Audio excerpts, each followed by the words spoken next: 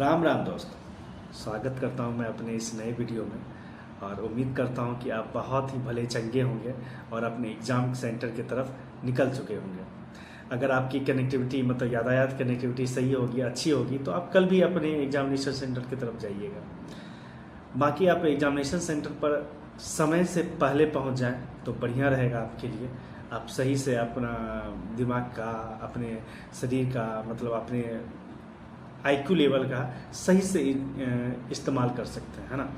तो आप अपने एग्जामिनेशन सेंटर पर आधा से 1 घंटा पहले पहुँचे और एग्जामिनेशन हॉल में, जी हाँ, एग्जामिनेशन हॉल में आप आधा घंटा पहले एंट्री ले लें, क्योंकि बहुत तरीके से फजीहत होती है अंदर, है ना।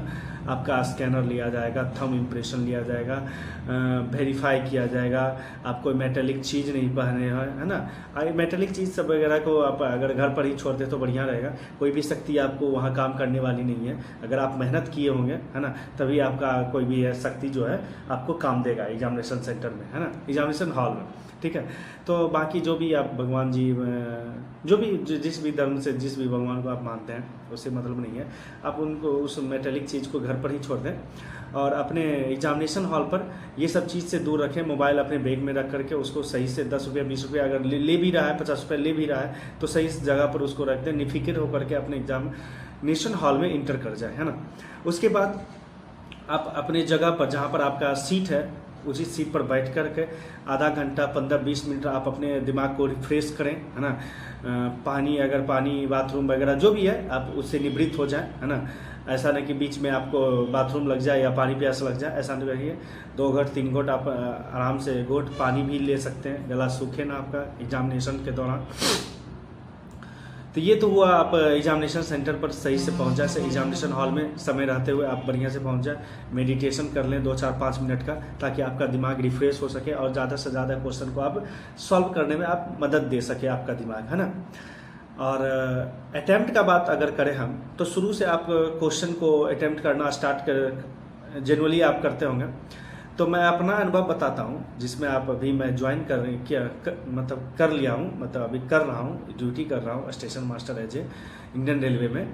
तो जब मैं लेवल 6 का एग्ज़ाम देने गया था, तो शुरू का ही 2-4 क्वेश्चन में पजल दे दिया था, मैथ वाला, है ना। रीजनिंग भी एक आध को ऐसा दे दिया था कि जिसमें हम फंस रहे थे। तो ये सब फंसने वाली चीज़ों में आप फंसिएगा नहीं, है ना। तुरंत से उसको स्किप कर करके आगे बढ़ जाइएगा, जैसे मैंने भी यही किया, है ना। अगर आप अच्छे से तैयारी किए होंगे तो आप एक बार तो फुल अटेम्प्ट लीजिएगा। मान के चलिए अगर 15 से 20 क्वेश्चन आप नहीं अटेम्प्ट ले सकें, मतलब उसको नहीं बना सके, स्किप कर गए, तो उस 10-15 क्वेश्चन को आप इतना तो कंफर्म है कि 2 से 3 बार आप री अटेम्प्ट भी कर सकते हैं, है ना। तो आप निफिक्र होकर के उसको फर्स्ट अटेम्प्ट में धाए जल्दी आप स्किप करते जाएं, मतलब कि बना करके, अगर नहीं बन रहा है तब उसको स्किप कर जाए ना। 15 से 20 क्वेश्चन ऐसा आपको रहेगा जिसको आप जो है स्किप करके आगे बढ़ चुके हैं, पूरा क्वेश्चन आप सॉल्व कर चुके हैं, है ना। तो इस 15-20 जो अनअटेम्प्ट है उसको आप अटेम्प्ट 2 से 3 बार करें, है ना। आपको कंफर्म है कि 5 से 7 क्वेश्चन ऐसा रहेगा कि इजी वे में आपको बन जाएगा, जो कि फर्स्ट अटेम्प्ट में नहीं बना था, सेकंड थर्ड अटेम्प्ट में आसानी से बन जाएगा। अब आप ये ऐसा देखिएगा, अगर मैथ आपसे नहीं बन रहा है, रीजनिंग आपसे नहीं बन रहा है, तो ऐसा कीजिएगा कि क्वेश्चन आंसर बेस्ड पर, ऑप्शन बेस्ड पर भी बनाने का कोशिश कीजिएगा। ऐसा भी होता है कि आंसर बेस्ड पर क्वेश्चन आप मतलब ऑप्शन बेस्ड पर आप क्वेश्चन को सॉल्व कर सकते हैं। तो ये भी थोड़ा ध्यान रखिएगा। ये सब 2-3 चीज़ बातें एकदम ध्यान रखिएगा, गांठ बांध करके रखिएगा कि ये सब चीज़ें आपको काम देगा, है ना। एज ए गुरु मंत्र आपको मैं बता रहा हूँ, अपना अनुभव आपको शेयर कर रहा हूँ, है ना। तो ये सब बातें आप ध्यान रखिएगा। वो सब बातें पर मतलब जैसे अटेम्प्ट ले रहे हैं, नहीं बना तो उसको डायरेक्ट स्किप कीजिएगा। ये नहीं कि उसको टिक लगा के रखते हैं, अगले में टिक दे करके कुछ नहीं। आपके डिस्प्ले पर आधा स्लैब में वो बताते रहेगा कि कौन सा क्वेश्चन अनअटेम्प्ट है और कौन सा क्वेश्चन आपका अटेम्प्ट हो चुका है। ऊपर में टाइमिंग, रिड्यूसिंग टाइमिंग दिखाते रहेगा कि इतना घंटे बचा हुआ समय आपको बचा हुआ है ना, इतना समय आपके एग्जाम के लिए बचा हुआ है। बाकी अच्छे से आप क्वेश्चन को अटेम्प्ट कीजिएगा। थोड़ा सा रिस्क ले सकते हैं, 5 से 7-8 क्वेश्चन में आप रिस्क ले सकते हैं। अब ये नहीं कि लास्ट का 10 मिनट बचा हुआ है, तर सब जल्दी सब हम अटेम्प्ट कर लिए, ऐसा कुछ नहीं है। आराम से 5-7 क्वेश्चन आप रिस्क लीजिए, है ना। उसमें भी आप अगर थोड़ा सा 50-70% आप जान रहे हैं, कन्फर्म है, तभी आप उसको रिस्क लें। मैथ रीजनिंग में तो भैया एक भी क्वेश्चन नहीं छोड़िएगा, ये मेरा मतलब आपसे रिक्वेस्ट है कि आप मैथ रीजनिंग में एक भी क्वेश्चन आप नहीं छोड़िएगा।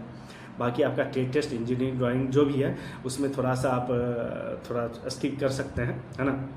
आपको पता है सेक्शन ए आपका मेरिट बनाएगा आपका, है ना। और सेक्शन बी जो है सिर्फ क्वालिफाइंग नेचर का है। तो आप ये सब पहले ध्यान दे चुके होंगे कि सेक्शन बी पर थोड़ा कम ध्यान दिए होंगे, है ना। सेक्शन ए पर ज़्यादा आप ध्यान दिए होंगे पढ़ाई के दौरान। ऐसे सेक्शन बी भी आपका क्वालिफाइंग मतलब क्वालिफाई करना बहुत ज़रूरी है। क्वालिफाइंग कीजिएगा तभी आप मेरिट तक जाइएगा। और निफिकिर होकर के आप एग्ज़ाम दीजिए। 10 गुना रिजल्ट इसमें देगा आपको, है ना। 10 गुना आपको रिजल्ट देगा। कोई भी जोन है आपका 10 गुना आपका रिजल्ट देगा साइको के एग्ज़ाम के लिए। क्या कि साइको में भी बच्चा, बहुत सारा बच्चा फेल करता है। उसके रिगार्डिंग में मैं भी आपको सजेस्ट करूँगा कौन सा क्लास आपके लिए सही रहेगा।